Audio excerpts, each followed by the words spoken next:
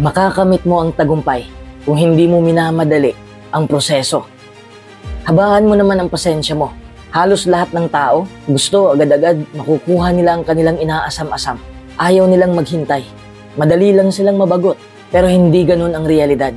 Kahit pilitin mo man, mahihirapan ka lang.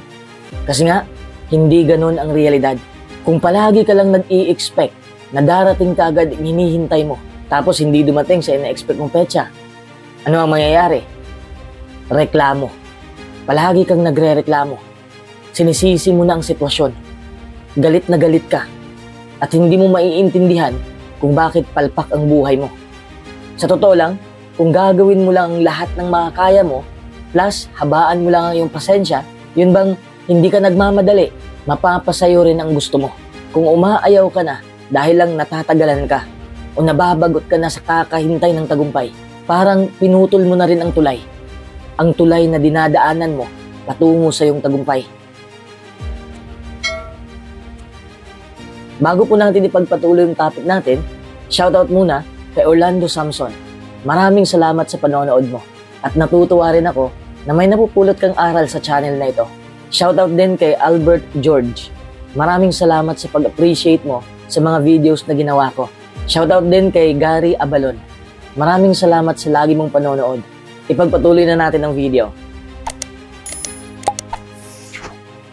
Kahit gaano ka pa kabait, kahit gaano ka pa kapursigido, makakaranas ka pa rin ng pagsubok sa buhay. Hindi mo yan maiiwasan. Ibig sabihin, kung susuko ka na kagad dahil lang tinamaan ka ng matinding pagsubok, wala na rin ang tagumpay sa'yo. Hindi madaling sungkitin ang pangarap mo. Oo, madali lang mangarap, pero hindi madaling makuha ang pangarap. Hindi yun basta-basta na lang mahahawakan mo. Siguradong matatagalan ka muna bago mo makuha. Kaya minsan, sa sobrang hirap, iniwan mo na lang ang pangarap mo sa buhay. Namumuhay ka na lang kung saan madali lang ang lahat. Tapos ikaw pa ang may ganang magreklamo kung bakit nandyan ka pa rin sa sitwasyon mo na hindi mo naman talaga gusto. Binitawan mo ang una mong pangarap dahil hindi mo nakayanan ang pagsubok. Tapos iniba mo na naman ang pangarap mo. Hindi mo pa nga natapos ang una, lumipat ka na. Hindi po pwede yun. Subukan mo muna. Huwag kang sumuko kaagad. Kasama ang kahirapan sa buhay. Lalo na kung may hinahabol tayong pangarap. Lalong-lalo na sa panahong ito. Puno na ang mundo ng mga nakakaingganyang mga bagay. Mas madali lang tayong lumipat ng iba't ibang direksyon. Kaya minsan, nalilito na tayo kung ano ba ang uunahin natin. Nararanasan mo na ba yan? Yung may pangarap ka nga, pero hindi mo alam kung ano ang uunahin. Alam mo ba kung bakit ka nalilito? Dahil sa dami mong kagustuhan sa buhay na pinagsabay mo. Hindi mo pa nga nakuha ang isa, may gusto ka na namang isa. Nakakalito yon. Diyan papasok ang salitang kontento. Dapat makontento ka. Hindi ko sinasabi na makontento ka sa buhay na hindi mo gusto. Ibig kong sabihin, pahalagahan mo ang mga bagay na nakamit mo na. Kahit maliit lang yan, namnamin mo muna ang tagumpay na yan bago ka mag-proceed sa iba na namang kagustuhan mo. Hindi naman kita masisisi dahil talagang nakaka-impluwensya ang mga bagay sa mundo. There will always be something that looks better. Kaya nakapokus ka na lang sa bagay na yon. But don't fall for it. It's a trap. Dapat alam mo kung paano magdesisyon ng tama. Dapat ang desisyon mo ay pangmatagalan. Ano ang ibig kong sabihin? Yun bang nagdesisyon ka ngayon na aksyonan mo ang kagustuhan mo. Tapos sa susunod na araw, hindi mo pa rin nakukuha. Mag-stick ka pa rin. Hindi yung isang desisyon lang, tapos desisyon na naman ng bago. Don't change your decision too fast. Ang taong hindi nagtatagumpay ay ang mga taong walang desisyon sa buhay. Wala ka talagang masusungkit na tagumpay kung ganyan ang kinikilos mo, kung ganyan ang ugali mo. It's hard to achieve or to attain a monumental goal. Even in the best of circumstances, it takes true grit and effort. Dapat magsikap ka. You work hard and also work smart. Kung matatag ka sa pisikal, dapat kasama ang mentalidad mo. Dugot pawis ang nakasalalay sa bawat pagharap mo sa mga pagsubok sa buhay. But the problem is not in giving up on the goal that was set for ourselves. It's not so much about losing a certain amount of weight or attaining a certain level of net worth. It's more so about the impact and the legacy that you leave in this world. At kung susuko ka na ngayon, paano mo ipagpapatuloy ang mga nasimulan mo? Paano mo makakamit ang tamis ng tagumpay? Paano na ang pangarap mo? Paano na ang pangarap mo para sa pamilya mo? Kailangan mong maunawaan na ang pangarap natin sa buhay ay madali lang isipin, pero napakahirap abutin. Sinasabi ko ang katotohanan na yan para hindi ka umasa o magmadali. Mahirap man abutin, pero hindi ito imposible. Kung may pangarap ka, simula ngayon, dapat inaaksyonan mo na. Huwag mong ipagpaliban bukas. Paano kung bukas wala ka na? Hindi mo alam, di ba? Kung pagod ka na, pwede kang umupo. Pwede kang humiga. Pwede kang tumigil saglit. Pero saglit lang. Hindi pwedeng magpakatamad. Para sa akin na nga, may mga araw man na tinatamad ako, pero iniisip ko lang palagi ang goal ko sa buhay. May target ako eh. Dapat tamaan ko yun. Kaya palagi akong umaaksyon. Wala na akong panahon sa mga walang kwentang bagay na kumakain sa oras ko. Bakit nasabi ko na hindi pwedeng magpakatamad sa buhay? Because everything is gonna take more effort than you initially think it will. Kahit anong klaseng goal ang nasa isip mo ngayon, kung susuko ka na, ibig sabihin na wala ka na ring silbi sa mundong ito. Sorry sa word na walang silbi. Okay? Alam kong masakit ang dalawang salitang yan, pero kailangan mong masaktan eh. Kumpleto kang ipinanganak sa mundo. Kaya hindi pwedeng magpakatamad ka lang. Yung iba nga may kapansanan, pero grabe kumayod. Nakakahiya naman sa atin, di ba? Pakiusap, huwag mong sayangin ang lakas mo. Huwag mong sayangin ang oras. Huwag mong sayangin ang pagkakataon para lang sa mga walang kwentang bagay. You didn't have it in you to work harder and longer and put more effort in than you initially thought. At ano ang masakit kung susuko ka na? Yung nabubuhay ka na may pagsisisi. Magsisisi ka dahil hindi mo pinanindigan ang pangarap mo. Yes, it doesn't feel good when you carry regret. It hurts. You will always look back with resentment on the things you could have done, or you would have done, or you should have done with your time and your life. Tandaan mo na ang buhay mo ay limitado lang. So don't waste it living life according to other people's rules. Use your remaining time to live life on your own terms and according to your rules. But to do that, you have to invest the time now and work towards your goals and don't give up so easily. Hindi ibig sabihin na madali na lang ang lahat kung nag-e-effort ka na. May mga mabibigat pa rin na pagsubok na masasalubong mo sa hinaharap. Pero hindi ka dapat magpapatinag. Huwag kang magpapatalo. Okay? Lumaban ka lang ng lumaban hanggang sa makuha mo na ang tagumpay na hinahangad mo. Ang nakakamangha pa, ang tagumpay ay darating kung pagod ka na. Napansin mo ba ang takbo ng buhay? Yun bang malapit ka na sanang sumuko, tapos may senyales na dapat ka pang lumaban. Tapos nakuha mo na. Isa na ako sa mga nakakaranas diyan. Noong hindi pa ako article writer, ang dami kong pinagdadaanan para matupad ko lang ang pangarap na yon. Inaral ko kung anong dapat gawin. People are talking about all the pain and the turmoil of working tirelessly towards their goals. It's always at that point when you're just about to give up that you figure things out to achieve success. But that's understandable because it shows the enormity and difficulty in big monumental goals. It also differentiates successful people from those that ultimately give up. Kung hindi ka man nagtatagumpay noong una, ulitin mo lang. Kung hindi pa rin, baguhin mo ang iyong strategy. Huwag mong ulitin ang parehong ginawa mo na hindi nag-work. Kasi ang ending niyan, same results pa rin. Baguhin mo ang iyong strategy. Look at the successful people. Ginawa nila ang lahat para matamaan ang target nila. Hindi nila binago ang goal.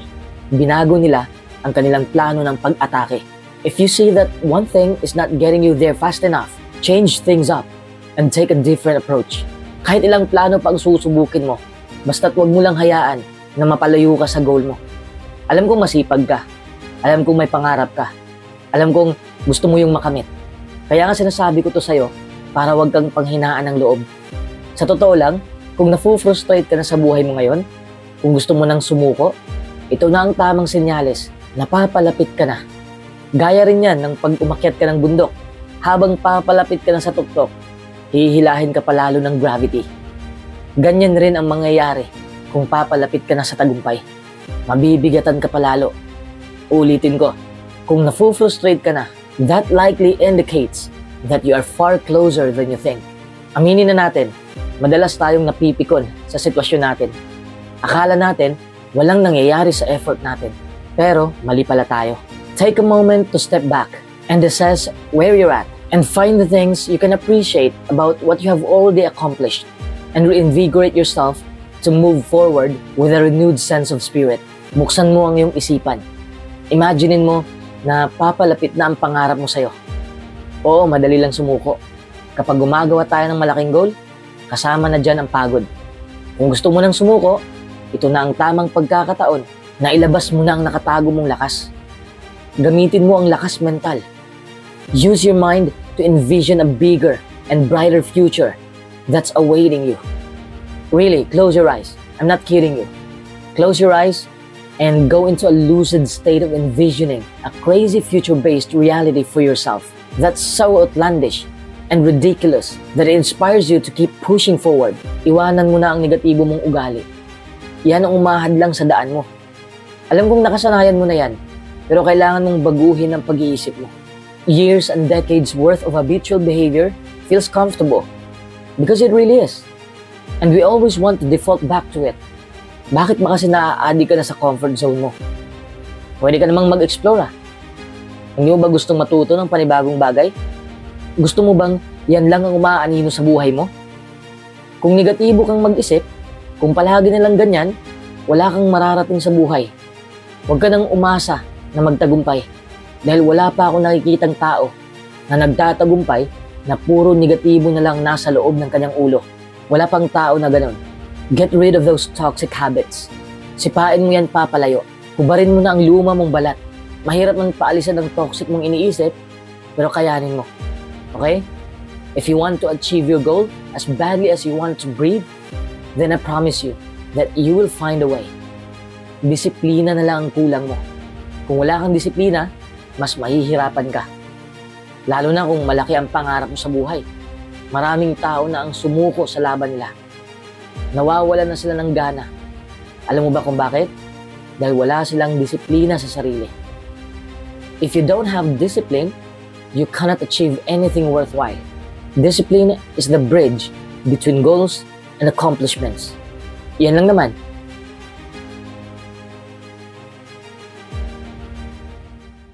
Negatibong pag-iisip. Ang dami kong natanggap ng mga message tungkol dito. At ang dami ko ng videos na in-upload at isinulat na articles tungkol dito. Na-realize ko na halos lahat nag-iisip ng negatibo. And I'm not exempted. May mga negatibong pag-iisip rin ako. Normal lang yun. But the thing is, I can control it. I can control my thoughts. Ikaw, nakokontrol mo ba? Alam mo, kung may anxiety ka o depression, ang negatibong pag-iisip na to ay magpapalala sa sakit na yan. Para itong feeds. Ug sa Bisaya pabitaw, bahog ba? Murakag na mahog. Pinapakain mo ang anxiety mo at depression mo hanggang sa ito'y lumobo. Kaya kailangan din nating baguhin ang mga iniisip natin. Sa halip na negatibo, tumingin tayo sa brighter side. I want you to practice mindfulness. Alam mo ba kung paano practicein ang mindfulness? Imagine, may bola dito. Sa loob ng bolang ito, ikaw, ang iniisip mo, at ang emosyon mo ay magkakasama. Ang gawin mo ay ihiwalay mo ang iyong sarili sa iniisip mo at emosyon mo. Bakit mo ihiwalay? Para makita mo kung ano ang ginagawa nila sa loob ng bola. Ibig sabihin ng bola, ito yung ulo mo. Did you get my point? Ang objective ng mindfulness ay para makontrol mo ang iyong reaksyon. Alam naman natin na may mga taong positibo sa buhay. May mga negatibong tao rin. Yung negatibong tao, kahit okay na ang lahat, iniisip niya pa rin na parang may mali. Pero sa totoo, wala namang mali. Minsan mapanlin lang iniisip natin eh. Kahit hindi totoo, pinapaniwalaan pa rin natin. Ito makinig kang mabuti, okay? Kung sobra kang positibo sa buhay, madidismaya ka lang. Kung sobra ka namang negatibo sa buhay, malulungkot ka lang. Bakit ganito? Kasi lahat ng sobra ay hindi mabuti. So paano masolusyonan? Just be real. At magkakaroon ka ng tamang pananaw sa mga bagay-bagay. Be realistic. Dapat alam mo na may mabuti at masamang pangyayari sa buhay. Kahit gaano ka pa kabait, kapositibo, kagaling, katalino, matatamaan ka pa rin ng matinding pagsubok sa buhay at makakapag-isip ka pa rin ng negatibo. Hindi tayo perpekto. Tanggapin natin yon. Paano sasaya ang puso mo kung palagi ka na lang nakapokus sa negatibong pangyayari? Paano ka sasaya kung palagi ka na lang umaasa na sana'y palaging maganda ang pangyayari? Hindi palaging maganda ang panahon. Kung iiwasan mong mag-isip ng negatibo at magpupokus ka sa positibo, magiging mas masaya ka. Kapag masaya ka, anong mangyayari? Maa-attract mo ang mga tao. Magkakaroon ka ng maraming kaibigan. Gusto nilang sumama sa'yo dahil ikaw ang may dala ng liwanag. Nasa sa'yo ang positibong enerhiya, kaya gusto ka nilang lapitan. Ito gusto mo bang makipagkaibigan sa taong laging nakasimangot? Siguro hindi. Siguro lalapitan mo lang para turuan siya o gabayan siya.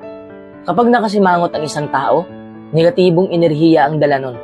Kapag papasok yun sa room na may maraming tao, mapapansin ng karamihan ang aura niya. Hindi tayo mind reader, pero mararamdaman natin ang feelings ng tao. Pero wag kang umasa na kapag positibo ka, ay positibo ka na habang buhay. Sabi ko nga, walang perpektong emosyon. Gaya ng alon, di ba? Tumataas, bumababa. Pag ganun ang alon, di ba? Katulad rin ng takbo ng buhay natin. Hindi natin maiiwasan ang realidad ng buhay. Halimbawa, positibo kang tao. Tapos, ang gulo ng kapaligiran mo. May digmaan, may mga terorista, ang daming krimen. Minsan problema sa loob ng bahay nyo. Minsan magkakamali ka, masasaktan ka, sumusuko ka. Basta ang dami. Siguradong magulo rin ang isipan mo. Lahat tayo ay apektado ng ganyang sitwasyon. Ibig kong sabihin ay huwag mong pilitin na magpakapositibo palagi. Kasi walang ganun. Just be realistic. Huwag kang magbubulag-bulagan sa realidad ng buhay. Tanggapin mo ang mga negatibong sitwasyon. Kapag tanggap mo na, hindi ka madaling panghinaan ng loob at hindi ka na rin masyadong negatibong mag-isip. Kahit na ang daming pagsubok sa buhay mo, kayang-kaya mong harapin ang mga yon. Kung mabigo ka man, kung magkakamali ka man, huwag kang magalit sa sarili mo. Okay? Never do that. May mga tao kasi na kapag mabigo sila, sinasabihan nila ang kanilang sarili na ang bobo ko, ang tanga ko, gusto ko nang mamatay. No, please stop doing that. Okay? Kung matuwid ka, kung hindi ka nagkakasala, ano ka, Diyos? Kaya bakit mo pagagalitan ang sarili mo? Kahit nga ako, hindi na mabilang ang pagkakamali ko. Nagkakamali ako dahil tao ako. Nagkakamali ka dahil tao ka. Oo, nagkakamali ka ng ilang beses, pero hindi ibig sabihin na wala ka nang ginagawang tama. Anong ibig kong sabihin? Sa halip na mag-focus ka sa kamalian mo, mag-focus ka sa mga nagawa mong tama. Pero iba na ngayon, di ba? 100 tama ang nagawa mo sa mundo. Mawawala ang lahat ng yon sa isang pagkakamali lang. Ganyan nakalala ang mga tao ngayon at huwag kang maging isa sa kanila. Hindi naman ibig sabihin na ipagpatuloy na lang ang kamalian mo dahil alam mong normal lang ito. Hindi. Ibig sabihin na tingnan mo kung ano ang natututuhan mo sa mga pagkakamaling yun. Halimbawa, may kabit ka. Mali yun eh. Dapat matuto ka o dapat alam mong may masasaktan ka. The other reason why we always think negatively is because we always compare ourselves to other people. Bakit siya may ganito? Bakit ako wala? Bakit masaya siya? Bakit ako hindi? Kinukumpara mo ang kalakasan ng iba laban sa kahinaan mo. Doon pa lang, talo ka na. Halimbawa, may negosyo ka. Tapos may negosyo rin ng ibang tao. Kinukumpara mo kung bakit ang ganda ng takbo ng negosyo niya at bakit sa'yo matumal ang benta. Tapos iniisip mo na kawawa ka. Teka lang, it's not a fair comparison. Sobrang ganda niya. Sobrang gwapo niya.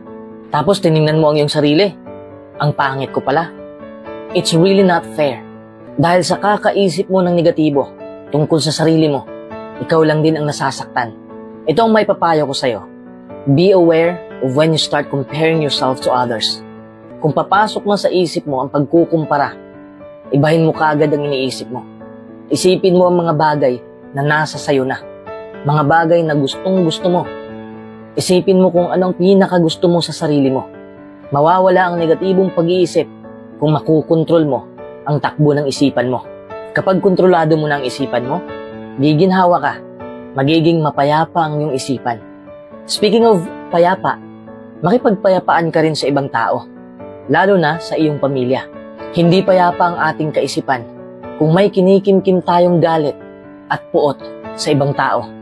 Hindi mo man makukontrol ang ginagawa ng iba, pero makukontrol mo ang reaksyon mo. Pwede kang maging mapagpayapa, maging determinadong huwag nang palalain ang di pagkakaunawaan ng ibang tao o ng inyong pamilya. Makipagpayapaan ka, gaya ng ginagawa mo sa kaibigan mo. Walang perpektong tao, at talagang nasasaktan tayo ng iba paminsan-minsan. Pero nasa sa atin kung paano tayo magre-react. Palalampasin ba natin o palalalain? Siyempre, palampasin mo na at maging mapagpasalamat. Kapag mapagpasalamat tayo, mas makakapag-focus tayo sa magagandang nangyayari sa atin. Kung naguguluhan ka na sa isipan mo ngayon, huwag kang magalit. Huwag mong i-deny. Tanggapin mo. Tanggapin mong nagkakaproblema ka. Tayong lahat. Pero tandaan mo palagi na may magagandang bagay pa rin sa buhay mo. Alam kong sasabihin mo na sobra-sobra na ang problema mo. Isipin mo pa rin kung ano ang isang bagay na nangyari sa'yo na masaya ka. Hindi naman siguro pwedeng wala, di ba? Ipaalaala mo sa sarili mo na maraming positibong bagay ang pwede mong pag-isipan. Marahil masasabi mo, paano ko maiiwasan ang mga negatibo? Kung negatibo rin ang mga kaibigan ko. Tama nga naman, di ba? Paano ka matutulungan kung pareho naman kayong negatibo? Lalong-lalo na kung ang mga kaibigan mo, mapamuna, mapaghinala, at mabilis sumama ang loob. Mahahawa ka sa kanila. Pero tandaan mo na ang mga kaibigan mo ay tao lang din katulad mo. Magkakaproblema sila at may mga pagkakataong nagiging negatibo sila. Suportahan mo pa rin sila. Pero wag lang darating sa punto na lalamunin ka rin ng problema nila. Hindi dapat puro negatibo ang mga kaibigan natin. Minsan kapag nag-iisip ka ng negatibo, kumuha ka ng papel. Gumawa ka ng 2 columns. First column ay isulat mo ang mga positibong iniisip mo. Second column ay isulat mo ang mga negatibong iniisip mo. Isulat mo lahat. Nakakatulong yon para maging mas malinaw ang isip mo at hindi ka madala sa nararamdaman mo. Kapag negatibo na ang iniisip mo, gawin mo kaagad ang isang bagay na ikinatutuwa mo upang hindi mo na masyadong maisip ang negatibong bagay.